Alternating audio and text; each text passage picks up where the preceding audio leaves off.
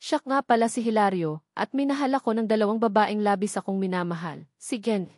Remedios Santos, ang pinakamayamang babae sa lungsod ng Maynila, at si Daluguro Aurora Liwanag, isang kilalang siyentipiko sa buong mundo. Hindi nila nakakalimutan ang halik sa umaga at ang paalam sa gabi, ngunit sila mismo ang paulit-ulit na nanakit sa akin dahil sa isang bagong praktikante. Nagpasya akong lisanin ang mundong ito nang hindi nila nalalaman. Hiniling ko sa sistema na payagan akong umalis sa mundong ito. Tumugon ng sistema, ang iyong kahilingan ay naaprubahan. Pagkatapos ng 15 araw, aalis ka sa kaganapang ito. Dahil sa iyong natatanging pagganap, pinapayagan kang magdala ng dalawang bagay kapag bumalik ka sa iyong orihinal na mundo. Nang walang pag-aalinlangan, ginawa ko ang aking pagpili. Nagpasya akong dalhin ang kayamanan ni Ian Santos at ang talino ni Daluguro Liwanag. Nilagdaan ang kontrata at nagsimula ang 15 araw na countdown sa screen. Iminulat ko ang aking mga mata at tumingin sa litrato ng aming tatlo sa dingding, bahagyang nagtataka. Kami ni Gen. Santos at Daluguro Liwanag ay magkaibigan mula pagkabata. 20 taon na ang nakalilipas, dahil sa isang aksidente, dinala ako ng sistema sa kakaibang mundong ito bilang isang ulila. Hiniling sa akin ng sistema na lupigin ang dalawang babae at sabay silang mahalin ako upang makabalik ako sa aking dating mundo. Sa huli, pinili ko ang dalawang babae na kapwa-ulila sa akin. Sa simula, gusto ko lang silang lapitan para matapos ang misyon, ngunit pagkatapos ay kaming tatlo, na nasa parehong sitwasyon, ay nagtulungan. Unti-unti akong nagkaroon ng tunay na damdamin at sinubukan kong tratuhin sila ng mabuti. Sa aming ampunan, pinapahirapan ang mga bata, isang beses lang kumakain sa isang araw. Ibinahagi ko ang aking rasyon sa kanila at tubig lang ang ininom namin. Magkasama kaming pumasa sa isang nangungunang unibersidad. Kaming tatlo ay nagtrabaho buong araw at gabi sa panahon ng bakasyon sa tag-init, ngunit ang perang kinita namin ay sapat lamang para sa matrikula ng dalawa sa amin. Kusang loob akong bumitaw para makapagpatuloy sila sa pag-aaral. Nang maaksidente kaming tatlo, wala akong pag-aalinlangan na sumugod para protektahan sila, tinanggap ang malalang pinsala para iligtas ang kanilang buhay. Nang araw na iyon, ang emosyon ng dalawa sa kanila ay umabot sa pinakamataas na punto. Ipinabatid sa akin ng sistema na lubos na nila akong minahal. Nakumpleto na ang misyon at nakatanggap ako ng malaking bilang ng mga puntos ng gantimpala. Maaari akong pumili na umalis, ngunit hindi ko piniling umalis dahil si Ian Santos at Daluguro Liwanag ay nasa pinakamababang punto ng kanilang buhay. Nabigo ang isa sa negosyo at ang isa naman ay nag-aalala dahil walang pag-unlad ang kanyang akademikong pananaliksik. Hindi mabilang na gabi silang nagpupuyat at ang pinakamadalas nilang ginagawa ay yakapin ako at humingi ng kaaliwan. Ang pinakamadalas nilang inuulit ay, ikaw na lang ang mayroon ako, huwag mo akong iwan. Sa loob ng maraming taon, nakita ko silang naghihirap at hindi ko maisip kung ano ang mangyayari sa kanila kung aalis ako sa oras na ito. Kaya, ipinagpaliban ko ang pag-alis at ginamit ang lahat ng puntos na naipon ko sa mga nakaraang taon para palitan ng mga oportunidad sa negosyo, para kay Gen. Santos at katalinuhan para kay Daluguro Liwanag. Pagkalipas lamang ng isang taon, nagbago ng husto ang buhay ng dalawa sa kanila. Mabilis na naging pinakamayamang bilyonaryo sa mundo si Gen. Santos, na nangunguna sa listahan ng Forbes, at nakakuha ng Nobel Prize si Daluguro Liwanag na naging isang henyong siyentipiko na hinahangaan ng maraming tao. Ang mga pangarap ng dalawang kaibigan mula pagkabata ay natupad. Dapat sana ay isang perpektong pagtatapos ito, ngunit hindi nagtatapos doon ang kwento. Isang buwan na ang nakalipas, isang bagong graduate na intern na nagngangalang Gregorio silang ang dumating upang magtrabaho sa aking studio. Dahil bata pa siya at mahirap ang kalagayan, madalas ko siyang isinasama at inaalagaan. Unti-unti siyang nakilala ni Ian Santos at Daluguro Liwanag. Hindi ko alam kung kailan nagsimulang magbigay ng espesyal na pabor si Ian Santos at Daluguro Liwanag kay Gregorio. Sa simula, ito ay maliliit na bagay, tulad ng pagbibigay ng espesyal na pansin sa panlasa ni Gregorio kapag kumakain, pag-order ng isang buong mesa ng pagkaing dagat, ngunit nakalimutan na ako ay allergic sa pagkaing dagat o sa aking kaarawan. Iniwan nila ako upang alagaan si Gregorio na nagkasakit. Kahit ang regalong dapat sana ay para sa akin, ay ibinigay sa kanya nang sabihin niyang gusto niya ito. Ang maliliit na bagay na tulad nito ay lalong dumarami. Tahimik ko na lang itong tiniis hanggang ngayong gabi. Sa aking birthday party, sinadya akong hinila ni Gregorio sa ilalim ng chandelier at sinabi ang mga salitang hindi malinaw. Hindi ko maintindihan ang kanyang layunin at akmang aalis na nang pigilan ako ni Gregorio. Sa sandaling iyon, bumagsak ang chandelier sa aking ulo. Sabay na pinili ni Nagien, Santos at Daluguro liwanag na iligtas si Gregorio. Iniwan akong tamaan ng chandelier at magdugo. Malubha akong nasugatan at hindi lamang sila hindi nag-alala, kundi sinisipan nila ako kung bakit ko dinala si Gregorio sa isang mapanganib na lugar kung sinasadya ko bang saktan siya. Tiniis ko ang sakit at ipinaliwanag ang dahilan, ngunit kumunot ang kanilang mga noo at ipinagtanggol si Gregorio. Ibig mong sabihin, sinadya ni Gregorio na ayusin ito para saktan ka? Mabait si Gregorio, paano siya makakagawa ng ganitong kalupitan? Bakit mo siya pinagbibintangan? Nang makita ko ang dalawang taong ito, na nakaranas na ng maraming pagsubok kasama ko, ay nakatayo na ngayon sa panig na salungat sa akin, tumawa ako hanggang pumula ang aking mga mata. Hindi ako nakipagtalo.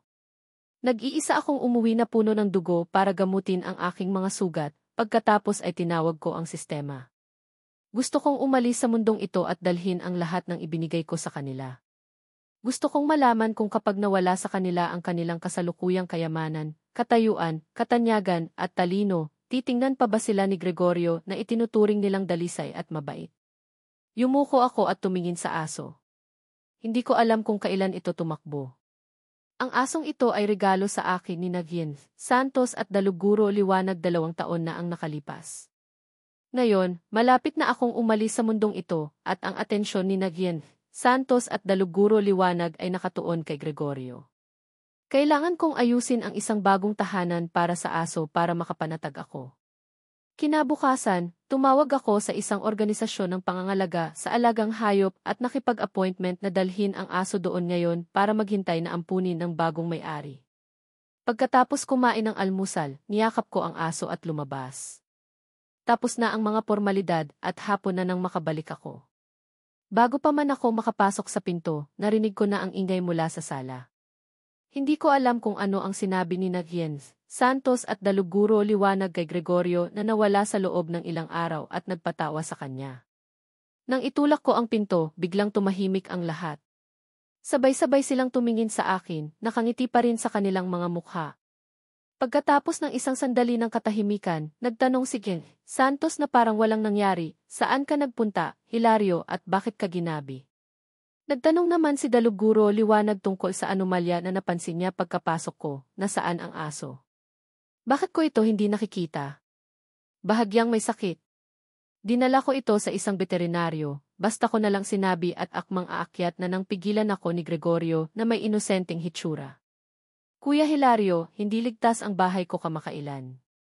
Nag-aalala sina Ate Remedios at Ate Aurora tungkol sa aking kaligtasan, kaya sinabi nila sa akin na lumipat dito pansamantala.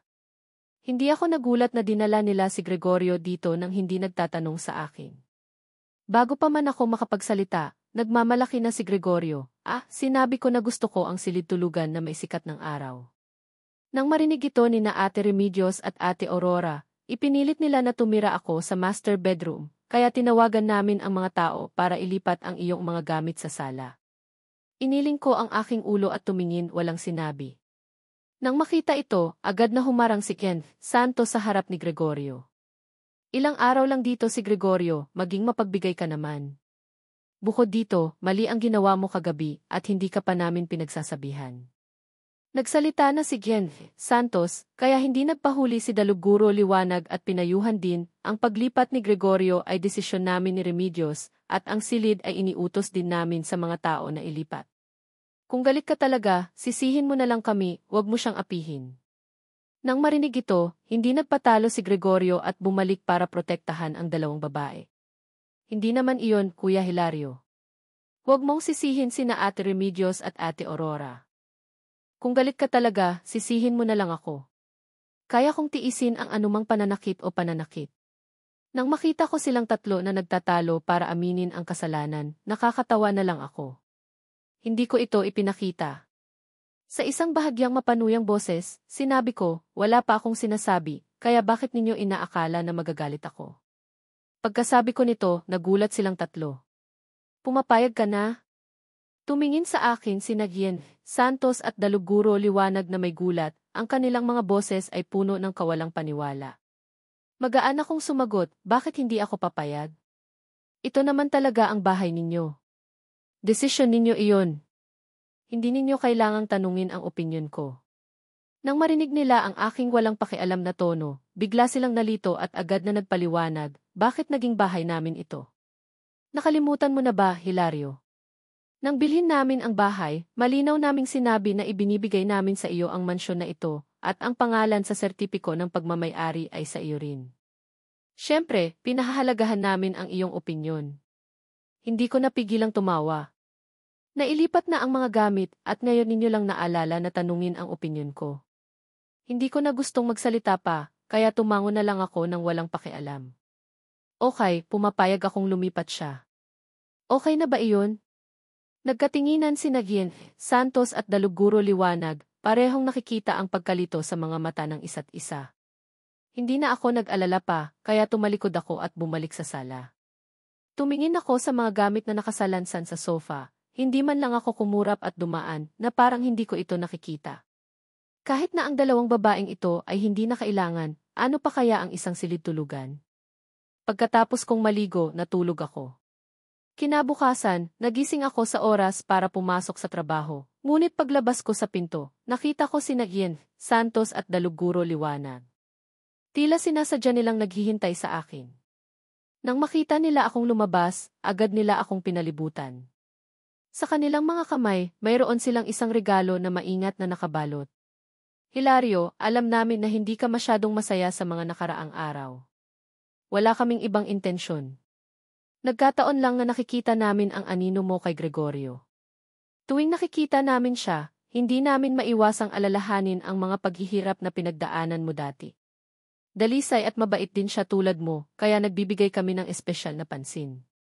Tumawa ako. Santos, kung hindi ka ang pinakamayamang bilyonaryo sa mundo, at Daluguro liwanag, kung hindi ka isang sikat na propesor, kung tatlong ulila pa rin tayo tulad ng dati, sa tingin inyo didikit pa rin ba siya sa inyo tulad ng dati? Narinig ni Gian, Santos at Daluguro liwanag ang panunuya sa aking mga salita. Nanlamig ang kanilang mga mukha at ang kanilang mga boses ay puno ng pagkadismaya. Hindi siya ang uri ng taong nagmamahal sa pera. Hilario, bakit ka naghusga?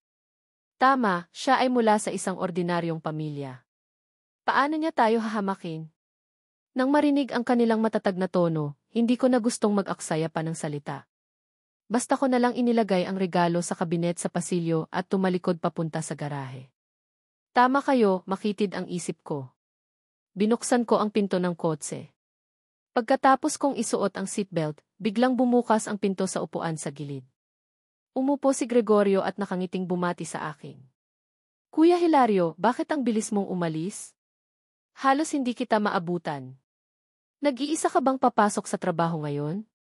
Hindi ka ba ihatid ni na Ate Remedios at Ate Aurora? Gusto ba talaga nila akong ihatid? Ayaw kong masyadong umasa sa kanila kaya tumanggi ako. Samahan mo ako kahit saglit, tinatamad kong baliwalain siya. Pagpasok ko ng susi sa ignition, ayaw tumigil ni Gregorio. Diretso siyang sumakay at umupo sa upuan ng pasahero na walang pakialam sa panganib. Narinig ko na binigyan kanila ng regalo ngayon, di ba? Ang bait nila sa iyo. Sana mayroon din akong dalawang kaibigan mula pagkabata na nagmamahal sa akin tulad nito. Nagkunwari akong hindi nakikinig, ang aking mga mata ay nakatuon sa harap. Ang aking pagwawalang bahala ay nagpainis kay Gregorio, ngunit tila naisip niya ang isang bagay. Inilapit niya ang kanyang telepono sa aking mga mata. Ah, tama, Kuya Hilario. Nakita mo na ba ang aking mga post ngayon? Sinulyapan ko ang screen at nakita ang isang tumpok ng mga larawan ng mga kahon ng regalo at isang sipi na puno ng pagyayabang. Ang daming regalo sa akin ng dalawang magagandang babae, hindi ko na ito maubos. Ang kwintas at relo lang na ito ang hindi ko gusto. Ang pangit naman, mas maganda pa sigurong ipakain sa aso. Ngayon, ang mga regalong ibinigay sa akin ni Gian, Santos at Daluguro liwanag ay ang kwintas at relo. Kaya mula sa umaga, nagsimula na ang isang drama. Gusto nilang sabihin na ang mga regalong ibinigay nila sa akin ay ang mga bagay na hindi niya gusto. Sa wakas ay naintindihan ko ang maliit na motibo ni Gregorio. Kung noon, marahil ay malulungkot ako. Hindi ko maintindihan kung bakit ang 3 taong relasyon namin ay hindi katumbas ng ilang buwang paglitaw ni Gregorio sa kanilang buhay. Ngunit ngayon, wala na akong pakialam sa mga bagay na ito, kaya sinabi ko lang ng walang emosyon. Huwag mo akong abalahin sa pagmamaneho. Nakarating ako sa studio sa tamang oras. Pumasok ako sa aking opisina at tinawag si Ken. Trisha, sumama ka na sa akin sa loob ng 3 taon. Pagkatapos ay kumuha ako ng isang stack ng mga dokumento mula sa aking bag at ibinigay sa kanya. Yen, Trisha, 3 taon ka nang sumasama sa akin, di ba? Plano kong ibigay sa iyo ang ganap na kapangyarihan para pamahalaan ang studio.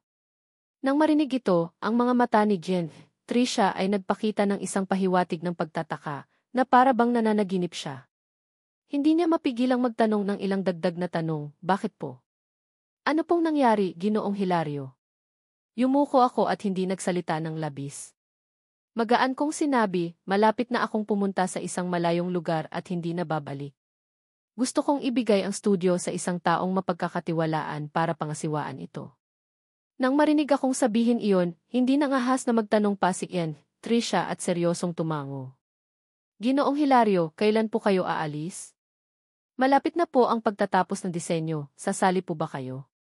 Naghihintay po kaming lahat na manalo kayo ng gintong medalya. Nang marinig ang salitang ipagtatapos, tumingin ako sa kabinet ng salamin na puno ng mga tropeo, na bahagyang nagtataka. Dahil sa kakulangan ng pera para sa matrikula, wala akong pagkakataong makapasok sa universidad sa loob ng maraming taon.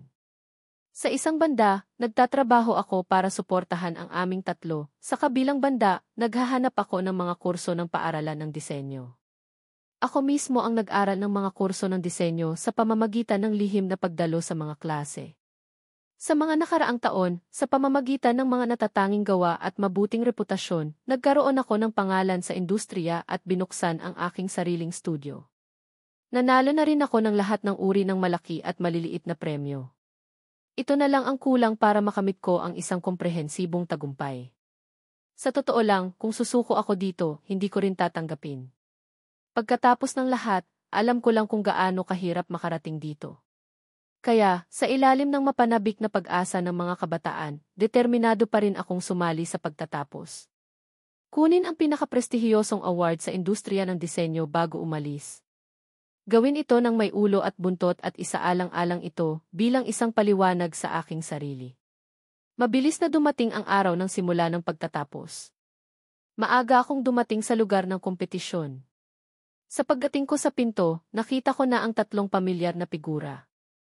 Pinaliligiran ni Naghin, Santos at Daluguro liwanag si Gregorio at nagtatanong ng may pagmamahal. Nang makita nila ako, agad nang umiti si Gregorio at lumapit. Gusto ni Ate Remedios na bigyan ako ng pagkakataong mamulat ang aking mga mata, kaya namuhunan siya sa kompetisyong ito para tulungan akong makapasok sa pagtatapos. Huwag kang mag-alala, Kuya Hilario. Sa aking antas, hindi ako magiging banta sa iyo. Ikaw ang nangungunang kandidato para sa gintong medalya. Nang marinig ito, iniunat ni Daluguro liwanag ang kanyang kamay at mahinang tinapik ang kanyang ulo, ang kanyang boses ay napakalambing. Hindi pa nagsisimula ang kompetisyon, kaya bakit ka nagiging negatibo? Subukan mo ang iyong makakaya. Naniniwala ako na makakakuha ka ng magandang resulta. Nang mahimok siya, sa wakas ay nagpakalma si Gregorio. Sa panghihikayat at suporta ng isang henyong siyentipiko, tiyak nangingitian siya ng swerte. Nagsimulang magselo si Ken Santos. Hinikayat ko na rin siya, kaya bakit hindi mo ako pinapasalamatan? Hindi maaaring paboran si Gregorio. Nang makita ko silang 3 na nag-uusap ng masigla, bigla kong naalala ang ilang taon na ang nakalipas. Noon, ito ang unang pagkakataon na lumahok ako sa isang kompetisyon ng disenyo. Wala akong diploma o katanyagan. Tumingin ako sa masikip na pulutong at nag-alala. Sa oras na iyon, upang tulungan akong mag-relax, isinantabi ni Naghin, Santos at Daluguro liwanag ang kanilang mahalagang trabaho at sinamahan ako mula simula hanggang katapusan. Nagdala ng isang mage para sa akin ang isang tao, at ang isa naman ay patuloy na nagpapakain at nagpapasaya sa akin, mas nag-aalala pa kaysa sa akin. Tila hindi na pareho ang lahat. Umiti ako ng mapait at tumalikod, sumunod sa agos ng mga tao, papasok sa lugar ng kompetisyon. Pagkatapos ng 5 oras ng kompetisyon, niligpit ko ang aking mga gamit at mag-isang sumakay ng taxi pa uwi. Pagkaraan ng 3 araw, inihayag ang mga resulta ng kompetisyon. Agad na tumawag si Jen, Trisha upang ipaalam sa akin ang mga resulta. Ginoong Hilario, ang unang gantimpala sa kompetisyong ito ay ang iyong obra. Sa mga araw na ito, dahil sa pagtatapos, halos hindi ako nakatulog sa gabi, pinaghirapan ko ang aking puso at kaluluwa. Mabuti na lang at sulit ang pagsisikap sa wakas. Nang marinig ko ang resulta na ito, aakma na sana akong huminga ng maluwag nang marinig kong nagsasalita si Jen, Trisha. Ngunit ngayon ay nagkakaproblema ang obrang ito. Natuklasan ng organisasyon na may 2 magkaparehong gawa. Pinaghihinalaan na may isang taong nangungopya. Ang isa ay mailagda mo at ang isa naman ay mailagda ni Gregorio Silang. Dahil maraming kang tagahanga, nagiging maingay ito online. Kumunot ang noo ko. Hindi ko inaasahan na magkakaroon ng lakas ng loob si Gregorio na gawin ang ganitong bagay. Ang malinis ay malinis. Hindi ako natataranta. Okay lang, matagal ko nang inihahanda ang obrang ito para sa kompetisyon. Mayroon akong ebidensya na maaaring patunayan ang aking pagiging malinis. Sino nga bang magkakaisip na maniwala na ang matagal ng sikat na disenyador na si Ginoong Hilario ang kumopya sa baguhan na si Gregorio? Hindi ko pa natatapos ang sinasabi ko nang biglang sumagot si Ken. Trisha, hindi na po pwede, wala na pong kontrol sa mga opinyon ng tao. Tumingin po kayo sa pinakasikat na balita online. Pabilis ng pabilis ang tibok ng puso ko. Pagkababa ko ng telepono, agad kong binuksan ang webo at nakita ko agad ang pinakasikat na balita sa itaas, kinokopya ni Hilario si Gregorio. Hindi ako makapaniwala. Pag-click ko sa unang balita, nakita ko agad ang isang video kung saan umiiyak si Gregorio. Ang kumokopya sa kompetisyong ito ay hindi ako. Ako ay isang praktikante lamang, ngunit hindi ko gagawin ang ganitong bagay. Alam kong gusto ninyo si Ginoong Hilario at gusto ninyo siyang ipagtanggol, ngunit maniwala kayo sa akin kahit minsan. Ang obrang ito ay mula simula hanggang katapusan ay orihinal na nilikha. Sa proseso ng paglikha, ibinahagi ko rin ang aking mga ideya sa 2 kaibigan. Maaari silang magpatunay para sa akin. Walang anumang tunay na ebidensya sa buong video, ngunit mayroong higit sa 1,000,000 share at komento dahil lamang sa 2 mahal siya. Isa ay ang pandaigdigang bilyonaryo na si Remigio Santos, at ang isa naman ay ang nagwagi ng Nobel Prize na si Aurora Liwanag. Binuksan ko ang seksyon ng komento at nag-scroll pababa. Sinasabi mong hindi ka nangopya, kaya ibig mong sabihin, si Hilario ang kumopya. Tigilan mo na iyan, kapatid. Ilang mga gantimpala na ba ang napanalunan ni Ginoong Hilario?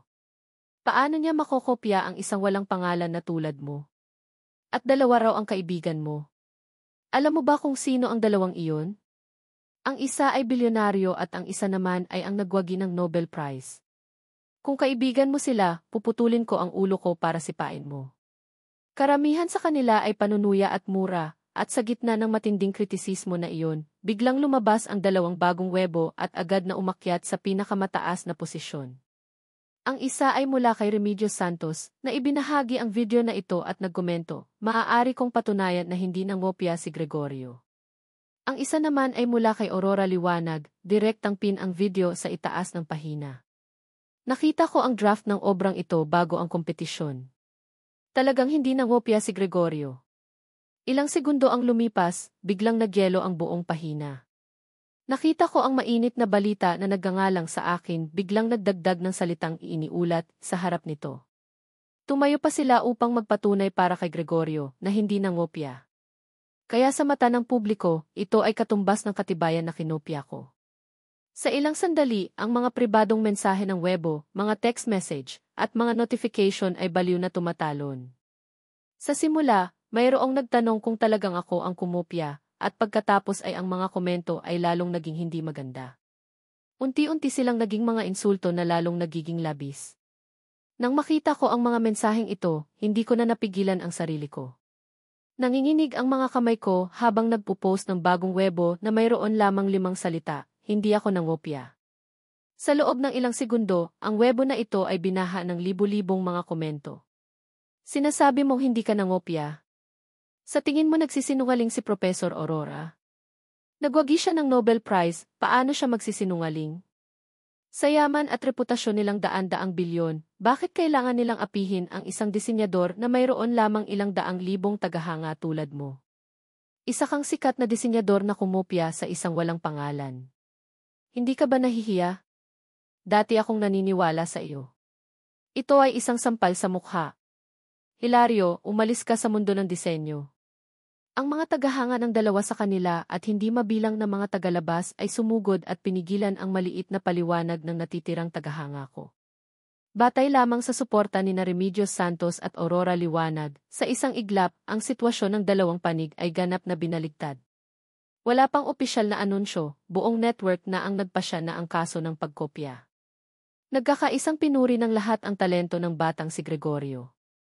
Sa ilalim ng presyon ng opinyon ng publiko, naglabas ng pahayag ang organisasyon ng kompetisyon ng disenyo na kinukumpirma na ang nagwagi ng gintong medalya sa pagtatapos na ito ay si Gregorio, at wala akong pangalan sa buong listahan. Nang mailabas ang pahayag, pumutok ang aking telepono dahil sa mga tawag. Nagpadala ng mensahe ang studio na nagsasabi na lahat ng mga kasosyo na lumagda ng kontrata sa mga nakaraang araw ay nagmungkahi na wakasan ang kooperasyon. Dose-dose ng mga proyekto ang nahaharap sa malaking kabayaran. Ang studio ay nakaharap sa panganib ng pagbuwag. Ang biglaang kalamidad na ito ay nag-iwan sa akin na walang laman ang utak. Hindi ko inaasahan na ang mga bagay ay magkakaroon ng ganitong pag-unlad. Itinapon ko ang telepono na hindi na magagamit at tumakbo pababa. Gumamit ako ng landline upang makipag-ugnayan kay Aurora Liwanag na gustong magtanong kung bakit niya ginawa ito. Napakatagal bago sagutin ang telepono. Sa harap ng aking naghihinalang tanong, sumagot lamang si Aurora Liwanag, si Gregorio ay dalisay at mabait. Hindi niya kayang gawin ang ganitong bagay. Pagkatapos ay ibinaba niya ang telepono. Nang marinig ko ang tunog ng pagputol sa telepono, naramdaman ko na may bumigat sa puso ko, na napakahirap huminga. Hinigpitan ko ang aking kamay at binuksan ito, pagkatapos ay dinyal ang isa pang numero at tinawagan ito. Bago pa man ako makapagsalita, nagmamadaling sinabi ni Remedios Santos, alam kong tinawagan mo ako upang tanungin kung ano ang nangyari. Hindi mahalaga sa akin kung sino ang kumopya.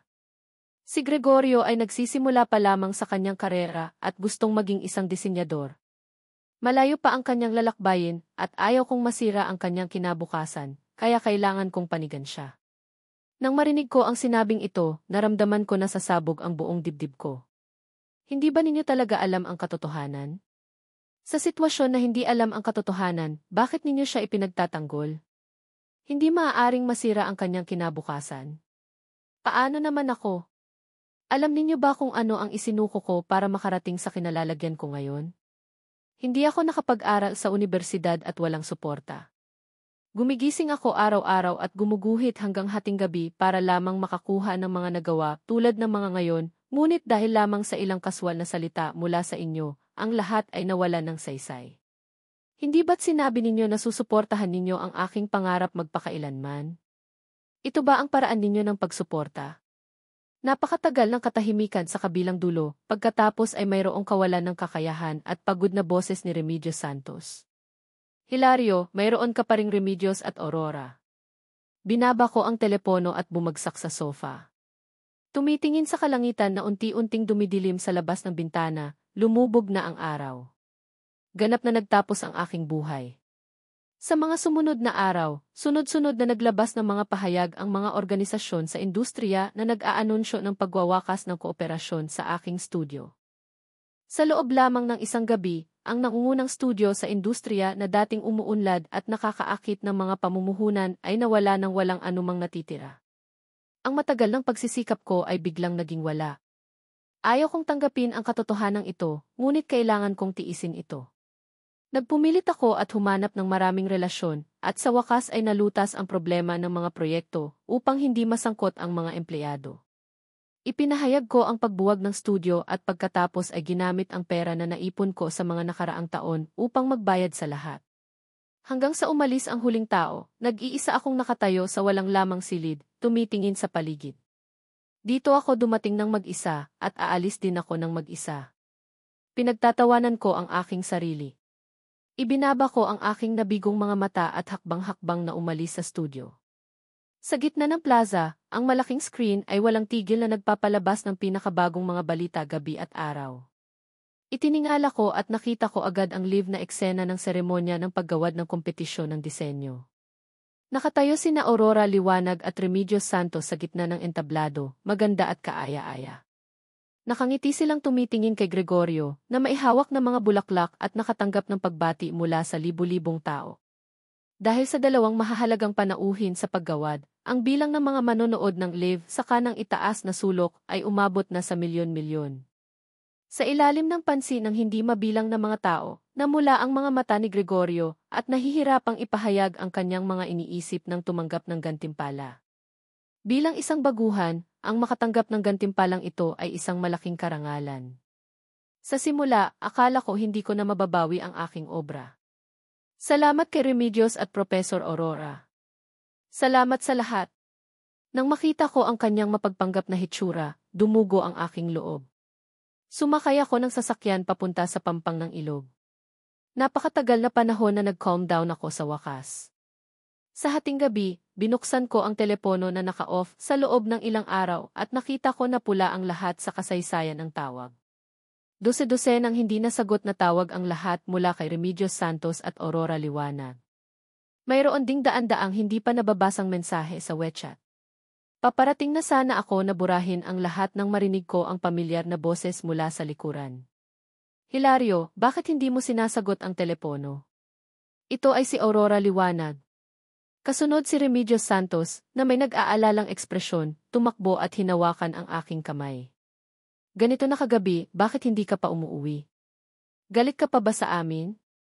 Alam mo bang 3 oras ka na naming hinahanap? Mabilis na tumitibok ang puso namin na halos huminto na. Tumingin sa 2 taong may nag-aalala na mukha, umatras ako ng ilang hakbang at inunat ang distansya sa kanila. Ang aking ekspresyon ay napakalamig. Sa ganitong masayang araw, hindi ba dapat nasa tabi ka ni Gregorio at nagdiriwang? Nang makita ang aking pagtutol, bahagyang tumigil ang dalawa. Huminga ng malalim si Remedios Santos at ibinaba ang kanyang boses upang ipaliwanag ng ilang salita. Hilario, huwag ka nang magalit. Pakiramdam namin ay kahawig ka ni Gregorio, kaya mabait kami sa kanya. Kung mayroon kaming kakayahang protektahan ka noong panahong iyon, hindi ka sana nagdusa ng labis. Ang pagbabayad kay Gregorio ay pagbabayad sa iyo noong bata pa. Yun lang, huwag ka nang mag-isip ng kung ano-ano, okay? Nang makita ko na sinusubukan pa rin nilang ipaliwanag, ngumiti ako ng mapait. Nakatayo ako sa harapan nila, ngunit gusto pa rin nilang magbayad kay Gregorio. Napakalaking pagpapatawa. Kung gusto mong kaawaan ang isang tao, kaawaan mo. Huwag mo na akong isali pa. Hindi ako at si Gregorio ay parehong uri ng tao. Nang marinig nila akong tumanggi kay Gregorio, hindi na napigilan pa ni Remedios Santos at Aurora Liwanag ang kanilang sarili. Lumamig ang kanilang mga ekspresyon at sabay silang nagsalita upang ipagtanggol siya. Hilario, kung mayroon kang sama ng loob, maaari mo itong ibunton sa amin. Huwag mo siyang pahirapan. Praktikante pa lang siya. Narinig ko na ang mga salitang ito na nakakasawa na. Hindi ko na gustong makipag-away sa kanila. Itinaas ko ang aking kamay at humagilap ng taxi, pagkatapos ay sinabi ko ang pangalan ng hotel, ngunit ayaw pa ring bumitiw ang dalawa sa akin at sumunod sa kotse. Ipinilit ni Remedios Santos na sabihan ang driver na baguhin ang lokasyon, habang bumulong naman si Aurora Liwanag sa aking tainga. Hilario, alam namin na hindi ka masaya, kaya sinabihan na namin si Gregorio na umalis na. Pwede ka bang bumalik sa amin? Ngayon kung hindi ka babalik sa amin, kung saan ka pupunta, bibilhin namin ang gusali doon. Alam mong mayroon kaming kakayahang gawin iyon. Kahit saan ka pumunta, susundan ka namin. Wala na akong lakas para makipagtalo sa kanila. Ipinikit ko ang aking mga mapupulang mata at tumingin sa 7 araw na huling countdown sa screen ng system. Sabi nila kahit saan ako pumunta, susundan nila ako doon. Nakalulungkot na ang huling lugar na pupuntahan ko ay hindi na mahahanap ni Remedios Santos at Aurora Liwanag. Sa wakas, dinala pa rin kami ng taxi pabalik sa mansyon sa dalisdis ng bundok. Wala akong sinabi at direktang umakyat sa itaas papunta sa aking silid, na walang pakialam sa kanila. Pagkatapos kong makabalik, marahil dahil nakonsensya sila, tahimik na kinansela ni Remedios Santos at Aurora Liwanag ang lahat ng kanilang trabaho at nag-alaga sa akin sa bahay. Nagluto sila ng 3 beses sa isang araw at nagpadala ng hindi mabilang na mga regalo, ang mga mamahaling relo at iba pang mga bagay, sinusubukang pasayahin ako sa lahat ng paraan. Trinato nila ako na para bang bumalik na kami sa mga lumang panahon kung saan hindi pa lumalabas si Gregorio, ngunit sa harap ng 2 taong nagpupumilit na suyuin ako, wala akong reaksyon, tahimik lamang na nagbilang ng bawat araw. Pagkagising ko ngayong araw, nakita ko na ang sala ay puno ng mga tao. Nang makita nila akong nagising, marahang lumapit sa akin si Aurora Liwanag. Hilario, hindi ka masaya dahil nakakulong ka sa bahay. Nag-organisa kami ng isang party para aliwin ka. Inayos na namin ang mga stylist at makeup artist para sa iyo. Hindi mo na kailangang mag-alala tungkol sa anumang bagay, kailangan mo lamang magbihis ng gwapo at dumalo. Ayaw kong pumunta sa anumang party. Ngayon gusto ko na lamang umalis sa lalong madaling panahon, ngunit kakaakmang tatanggihan ako nang tumayo si Remedios Santos at pinakiusapan ako. Dahil hindi ko matiis ang pang-aabala, hinayaan ko na lamang sila. Nang lumabas ako sa mansyon, hapon na. Papunta ako sa garahe. Ilang hakbang na lamang at makakasakay na ako sa kotse nang marinig ko ang usapan ng 2 driver. Narinig ko na mamayang gabi, sabay naliligawan ni Ginang Remedios at Professor Aurora. Napakabait ng ama ni Ginang Remedios, hindi ko alam kung papayag si Ginang Remedios. Tumigil ako sa paglalakad. Liligawan ako ni Remedios Santos at Aurora Liwanag ngayong araw. Nang malaman ko ang balitang ito, hindi ako natuwa. Nakita ko lamang nakakatuwa. Nang makarating ako sa lugar ng party at nakita ang mga rosas na nakatambak sa lobby at narinig ang bulong-bulungan mula sa lahat ng panig, nandito na ang bida, napagtanto ko na seryoso sila. Aakma na sana akong tumakas ng agad na tumunog ang isang romantikong musika ng piano sa tahimik na lobby. Si Remedios Santos, na nakasuot ng kulay ubeng damit at si Aurora Liwanag, na nakasuot ng puting ball gown, ay lumabas sa ilalim ng liwanag ng entablado. May hawak silang pareho ng mga bulaklak at kahon ng singsing na brilyante at sabay na lumapit sa akin. Nang makita kong aakma silang lumuhod, ang malakas na yapak ay tumunog sa pinto. Sabay na lumingon ang dalawa at nakita si Gregorio silang nabasang-basa, ay hawak na kahon ng cake.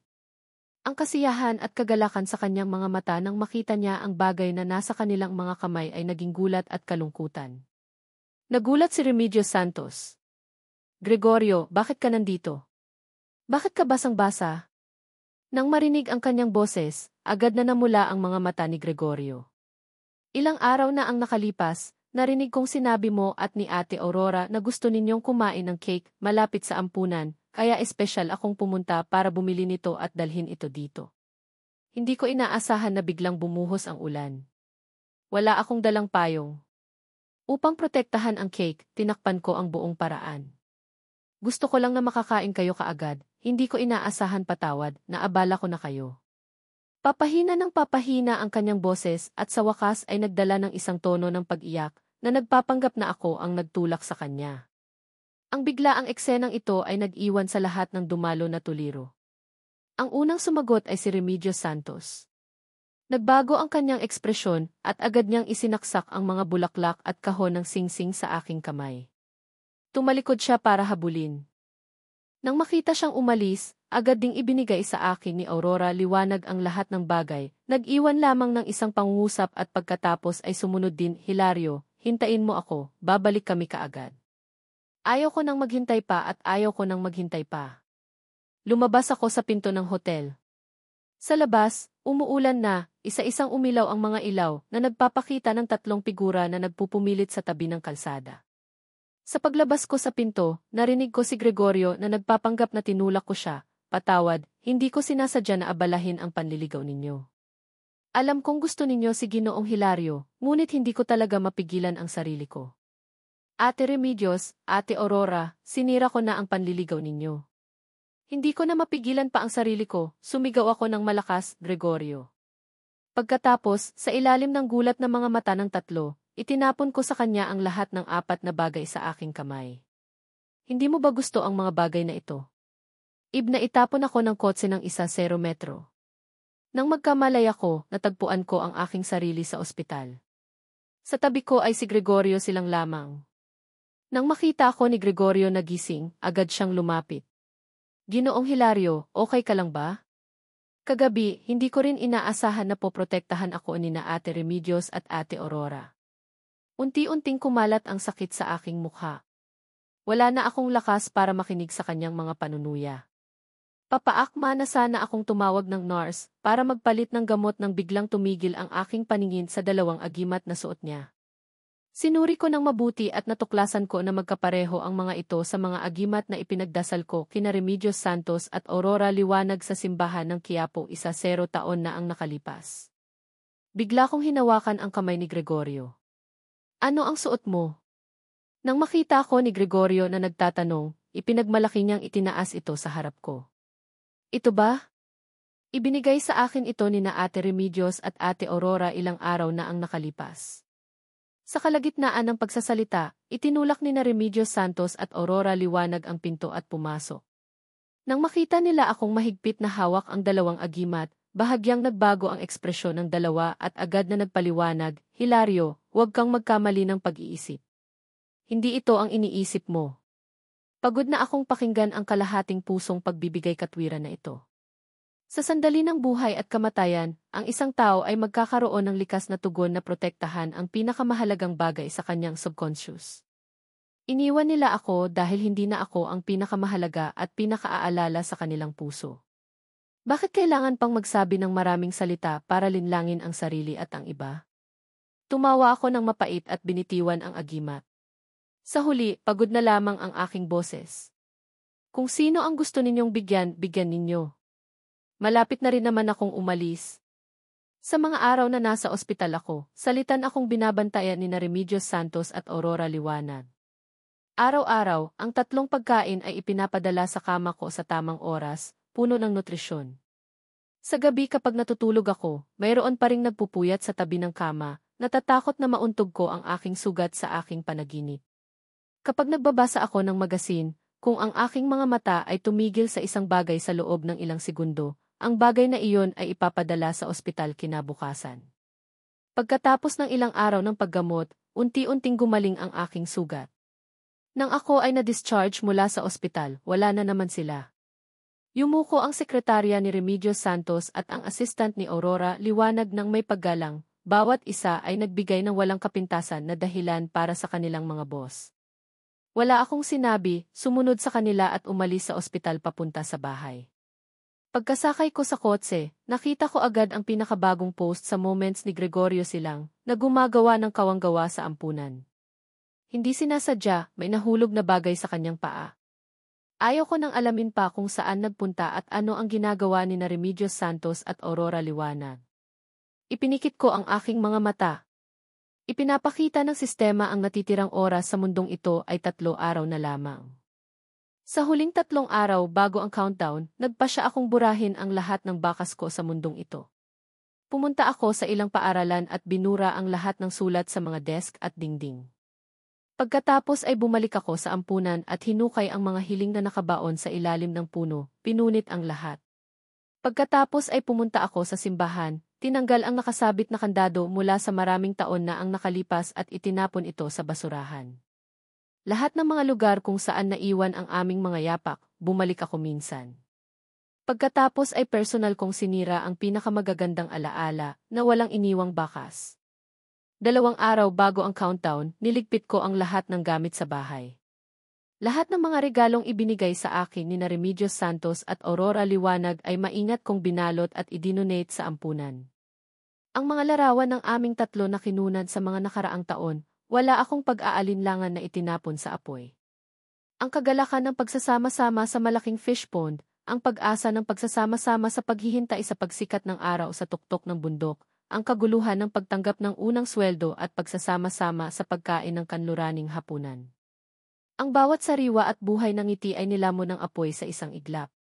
Ang mga alaalang dating nagpatulo ng luha sa akin ay nawala sa ganoong paraan. Ang mansyon na naglalaman ng nakaraan ng aming 3 ay unti-unting naging walang laman. Tumingin ako sa paligid, lumabas sa balkonahe at tumingin sa hardin na puno ng kulay ng tagsibol sa ibaba. Hindi ko maiwasan na maalala ang larawan ni Remedios Santos at Aurora Liwanag na abala sa hardin noong panahong iyon. Gustong-gusto ko ang mga gumagapang na rosas. Kaya personal nilang itinanim ang mga gumagapang na rosas sa bakuran para sa akin. Naaalala ko pa kung gaano kaganda ang sikat ng araw na iyon. Kaming tatlo ay nakatayo sa gitna ng mga gumagapang na rosas na namumukadkad. Gusto niyang magsalita, gusto kong tumawa. Ang hangin ay umihip sa tuktok ng puno at kumakanta ang mga ibon. Ngayon, ang mga gumagapang na rosas ay namumukadkad, ngunit ang kahulugan ay wala na. Ang mga bulaklak ay pareho pa rin pagkaraan ng 5 taon, ngunit ang mga tao ay nagbago. Sa aking panaginip, nalalaman ko kung gaano karaming mga bulaklak ang mahuhulog. Umiti ako ng mapait, sinindihan ang fan sa aking kamay at pagkatapos ay itinapon ito. Ang mga sanga ng bulaklak na naglalaman ng pagmamahalan at pag-ibig ay natupok sa apoy. Sa huling araw bago ang countdown, tumawag ako sa kumpanya ng paglilinis para alisin ang lahat ng may kaugnayan sa akin. Pagkaalis ng lahat, binura ko ang lahat ng account at pagkatapos ay pinindot ang buton na factory reset sa aking telepono. Habang nagre-restart ang telepono, tumunog ang doorbell. Tumayo ako at binuksan ang pinto. Ngumiti si Gregorio at bumati. Ginoong Hilario, ano ang ginagawa mo sa mga nakaraang araw? Bakit hindi kita makita saan man? Sina Ate Remedios at Ate Aurora ay hindi umuwi para sa akin, sigurado na inggit ka, galit, paninibugho, tama. Marahil dahil malapit na akong umalis, sa harap ng panunukso ni Gregorio, ang natitira sa akin ay katahimikan. Bakit kailangan kong mainggit at magalit? Nang makita ko na hindi nagpapakita ng anuman, inakala ni Gregorio na ako ay nagpapanggap na mas lalo pa siyang naging kontento. Siyempre, dahil ang pinakamayamang bilyonaryo sa mundo at ang henyong siyentipiko ay umiikot na ngayon sa akin. Bilyonaryo at henyo. Tumingin ako sa countdown na 15 minuto sa wakas, umiling ako. Malapit na itong mawala. Anong malapit nang mawala? Hindi naintindihan ni Gregorio ang mga salitang ito. Aakma na sana siyang magtanong nang hindi ko siya pinansin at tumalikod para umakyat sa itaas. Nang makita ang aking ekspresyon, isang hindi maipaliwanag na apoy ang sumiklab sa puso ni Gregorio. Papaakma na sana siyang habulin nang marinig niya ang yapak mula sa labas. Ang kanyang mga mata ay tumingin sa paligid-paligid at nagkaroon siya ng ideya sa kanyang puso. Humakbang pasulong si Gregorio, hinawakan ang aking kamay at nagpanggap na itinulak ko siya. Sa sandaling bumagsak siya sa lupa, itinulak ang pinto ng mansyon. Tumama ang noo ni Gregorio sa sulok ng mesa at bumuhos ang sariwang dugo. Agad na sumugod sina Remedios Santos at Aurora Liwanag. Ipinaliwanag na namin wala kaming pakialam kay Gregorio. Bakit mo siya sinasaktan muli? Nang marinig ang sabay na tanong ng dalawa, nanatiling kalmado ang aking ekspresyon. Sa isang mahinang boses, sinabi ko, kusa siyang nagpanggap na mahulog. Wala akong kinalaman doon. Sa halip na tanungin ako, bakit hindi ninyo siya tanungin kung bakit siya gumagawa ng gulo? Nang makita na ayaw kong aminin, agad na naging madilim ang ekspresyon ng dalawa. Palaging nasa ampunan si Gregorio nitong mga nakaraang araw, nag-aalaga ng mga bata at ginagawa ang lahat ng personal. Napakabait niya, at sinasabi mong siya ay nagpapanggap. Kung siya ay nagpapanggap, bakit kailangan niyang saktan ang kanyang sarili? Ano ang nakukuha niya? Malamig kong sinabi, ano ang kanyang nakukuha? Siyempre, nakakakuha siya ng pera ni Ginang Remedios, ang reputasyon ni Professor Aurora. Umiikot kayo pareho sa kanya. Remedios Santos, Aurora Liwanag, tinatanong ko kayo, kung wala kayong anuman, didikit pa rin ba siya sa inyo araw-araw tulad ng dati? Nang marinig ang mga salitang ito, agad na itinanggi ng dalawa. Ang kanilang mga boses ay napakatatag. Siyempre, gagawin niya. Hindi ganoon si Gregorio. Tumayo sa tabi ni Gregorio at nang marinig ito, agad siyang sumang-ayon sa sakit na daing. Wala na ring panahon para makipagtalo sa akin ang dalawa at sabay na siyang inalalayan palabas, iniwan ako na nakatingin sa kanilang papalayo na likod. Umiti ako, nagpapatawa. Remedios Santos, Aurora Liwanag, kung siya ba o hindi ang taong iyon, malalaman ninyo sa lalong madaling panahon. Nang sila ay tuluyang mawala, tumingin muli ako sa sofa. Doon ang dalawang telepono ni Remedios Santos at Aurora Liwanag. Dahil labis silang nag-aalala kay Gregorio, hindi man lamang nila dinala ang kanilang mga telepono. Kinuha ko ang kanilang mga telepono, inilagay ang password at direktang binura ang lahat ng aking larawan sa album. Mula ngayon, wala na ako sa kanilang mundo. Pagkatapos kong gawin ang lahat, umupo ako sa sofa, ipinikit ang aking mga mata at tinawagan ang sistema. Sistema, dalhin mo na ako sa bahay. Ang malamig at makina na boses ay umalingaw sa sala. Sige, Panginoon. Lilisan na sa mundo. Dinadala ng sistema ang dalawang bagay na ipinangako sa iyo. Binabati kita, ang kayamanan ni Remedios Santos ay matagumpay na dinala. Binabati kita, ang karunungan ni Aurora Liwanag ay matagumpay na dinala. Pagkaraan ng 1 segundo, nawala ang tao sa silid. Ang sports car sa labas ng mansyon ay nawala rin. Pindutin ang buton na pause upang simulan muli. Si Aurora Liwanag na naglalambing kay Gregorio, at si Remedios Santos na nagmamaneho ay biglang nawala sa kanilang mga upuan at bumagsak sa kalsada. Nang kumalat ang pakiramdam ng sakit sa mga nerbiyos sa gitnang utak, unti-unti silang nagkamalay at tumingin sa paligid. Walang anuman at ang sports car ay biglang nawala. Natigilan silang tatlo sa lugar at nakita ang kawalang paniwala sa mga mata ng isa't isa. Hindi ba sila patungo sa ospital? Nasaan ang kotse? Bakit biglang nawala? Anong bagong uri ito ng supernatural na pangyayari? Sa ilalim ng takot na ito, nakalimutan ni Gregorio ang drama na ginawa niya. Sumandal siya gamit ang kanyang mga kamay at tumayo. Ano ba talaga ang nangyari? Ang tanong na ito ay ang puso ng kanilang tatlo, at ginising din ito sina Remedios Santos at Aurora Liwanag na nagulat.